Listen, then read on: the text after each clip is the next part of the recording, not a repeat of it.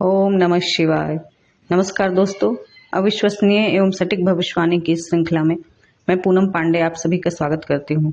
दोस्तों, हर बार की तरह आज भी मैं आपके सामने उपस्थित हूँ एक नई कुंडली और एक नई चर्चा के साथ। आज की चर्चा का विषय है कि विवाह के समय का निर्धारण कैसे किया जाए।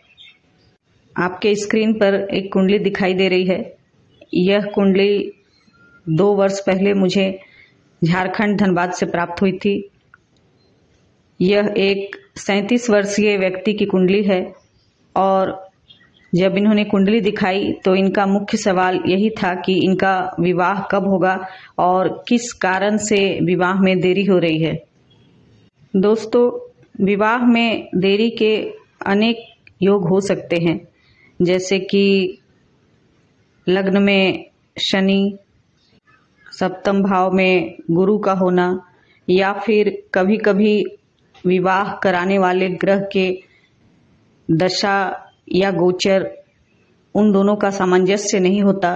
इस कारण भी विवाह में देरी होती है।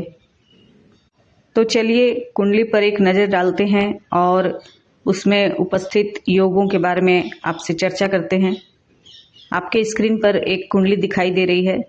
आज मैंने केवल लग्न कुंडली ही डाली है क्योंकि इसकी चलित कुंडली भी बिल्कुल सेम ही थी।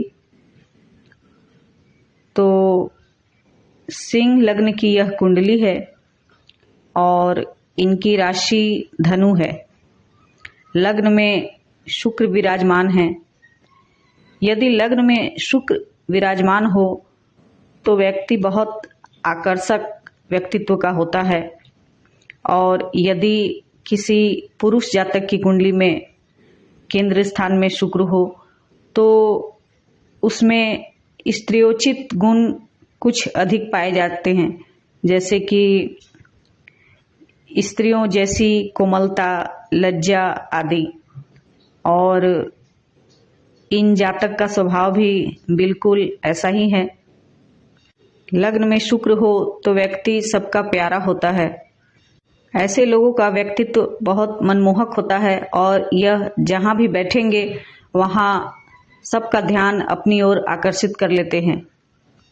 जैसा कि इनका लग्न सिंह है तो सिंह लग्न वाले लंबे चौड़े कद के व्यक्ति होते हैं और बिल्कुल ऐसा ही इनका भी शारीरिक गठन है। ये तो रही लग्न की बात और इनके व्यक्तित्व और व्यवहार की बात। अब आगे के योगों की चर्चा करते हैं। इनके चतुर्थ भाव में शनि विराजमान है। जैसा कि आप सभी जानते हैं, शनि जहाँ भी होते हैं वहाँ उस भाव की वृद्धि करते हैं। तो चतुर्थ भाव माता का भाव होता है और भूमि, भवन और वाहन का भाव भी होता है। यहाँ यदि शनि विराजमान हो तो माता का सुख बहुत मिलता है, माता की आयु लंबी होती है और भूमि, भवन, वाहन एक से अधिक होते हैं। तो यह बात भी इस जातक के जीवन में बिल्कुल सटीक बैठती है। ये अपने माँ के लाडले हैं और अभी वर्तमान समय में ही इनके एक से अधिक मकान है। अभी भविष्य में और भी हो सकता है, इसमें कोई संदेह नहीं है। जिस प्रकार शनि जहाँ बैठते हैं वहाँ भाव की वृद्धि करते हैं, परंतु जहाँ उनकी दृष्टि होती है वहाँ वे उस भाव की हानि भी करते हैं। तो इस कुंडली में चतुर्थ भाव में शनि बैठकर दशम भाव को देख रहे हैं, जो कि पिता का और कैरियर का भाव होता है। शनि यहाँ पिता के सुख की हानि कर रहे हैं और कैरियर के मामले में भी कुछ कठिनाइयां दे रहे हैं। ये दोनों बातें भी जातक के जीवन में बिल्कुल सटीक बैठती है। जहाँ तक पिता के सुख का सवाल है तो आपकी जानकारी के लिए मैं बता दूं कि इस कुंडली को दिखाने के 2-3 वर्ष पहले ही उनके पिता की मृत्यु हो गई थी। और जहाँ तक कैरियर का सवाल है तो इनके कैरियर में 2-3 बार बदलाव हो चुके हैं और जितनी इनकी शिक्षा है उसके अनुसार इनका कैरियर अभी नहीं बना हुआ है, उसमें इनको देरी हो रही है। पिता का कारक ग्रह सूर्य भी इनकी कुंडली में 12वें स्थान में है, जो इस तरह का योग भी पिता की हानि अथवा पिता के सुख से वंचित करता है। तो इस तरह के 2 योग इनकी कुंडली में हैं और पिता की हानि हो चुकी है। अब बात करते हैं इनके मुख्य सवाल के बारे में। जो विवाह के बारे में इनका सवाल था कि विवाह में देरी क्यों हो रही है और इनका विवाह कब होगा, तो चलिए उस बारे में भी बात करते हैं। इनके 7वें भाव में गुरु है। जैसा कि आप सब जानते हैं, स्थान हानि करे जीवा, गुरु जिस भाव में बैठते हैं वहाँ की हानि करते हैं। तो जिनकी कुंडली में भी 7वें भाव में गुरु हो, उनके वैवाहिक सुख में कमी होती है या फिर विवाह में देरी होती है। अगर ऐसा भी न हुआ तो अधिकांश मामलों में तो विवाह होता ही नहीं है। इस कुंडली में यह योग नहीं हो सकता है कि इनका विवाह ना हो, क्योंकि 7वें भाव में शुभ ग्रह शुक्र की दृष्टि है और शुक्र सांसारिक सुखों का ग्रह होता है। तो अविवाहित रहने की बात यहाँ बिल्कुल नगण्य हो जाती है। अब बात करते हैं कि विवाह कब होगा। दोस्तों, कुंडली के अनुसार विवाह कराने वाले ग्रह वो होते हैं जो कुंडली में 7वें भाव में स्थित होते हैं या फिर 7वें भाव को देख रहे होते हैं। तो इस कुंडली के अनुसार 7वें भाव में गुरु बैठे हैं और 7वें भाव को देखने वाला ग्रह यहाँ शुक्र है। तो शुक्र या गुरु की अंतर्दशा अथवा प्रत्यंतर दशा में विवाह होने की संभावना बनती है।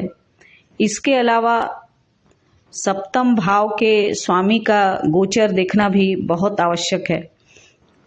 इनके 7वें भाव में कुंभ राशि है, जिनका स्वामी शनि है।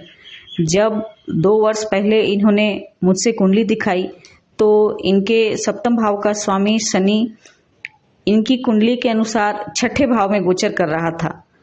तो मैंने यहाँ उनको कहा कि जब शनि कुंभ राशि में आएंगे और उस दौरान गुरु की कोई अंतर्दशा अथवा प्रत्यंतर दशा चलेगी, तब आपके विवाह का समय बनता है। और फिर कुंडली को देखकर मैंने ये समय भी निकाला कि 2023 में जब इनकी गुरु की प्रत्यंतर दशा शुरू होगी फरवरी माह में, तब इनके विवाह का योग बनेगा। तो दोस्तों, जैसा कि मैंने बताया 2023 में फरवरी महीने से इनके विवाह का योग बनेगा। तो बिल्कुल उसी समय इस वर्ष इनका विवाह हो गया, क्योंकि 7वें भाव के स्वामी शनि का ही गोचर था और कुंडली में गुरु 7वें भाव में स्थित हैं।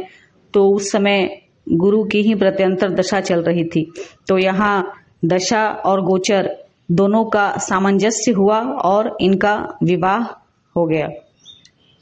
दोस्तों, जब तक दशा से गोचर का तालमेल नहीं बैठता, तब तक उस घटना के होने की 100% संभावना नहीं होती है। इसलिए कुंडली को देखकर किसी भी चीज का समय का निर्धारण करने के लिए आप उसकी दशा के साथ साथ उस समय का गोचर भी जरूर देख लें, तो आपके फलित में 100% सत्यता होगी। दोस्तों, इसी के साथ ही मैं आज की चर्चा को समाप्त करती हूँ। आपको मेरा वीडियो कैसा लगा मेरे कमेंट में ज़रूर बताएं और आपके अनुरोध पर ही मैं अपने वीडियो का समय अब थोड़ा बढ़ा रही हूँ। यदि आपको भी व्यक्तिगत रूप से कुंडली विश्लेषण करवानी हो तो दिए गए नंबर पर संपर्क कर सकते हैं। उसके लिए निर्धारित किया गया है फीस। इसी के साथ ही मैं आज की चर्चा को समाप्त करती हूँ। अगले अंक में आपसे फिर मुलाकात होगी। तब तक के लिए नमस्कार। जय महाकाल।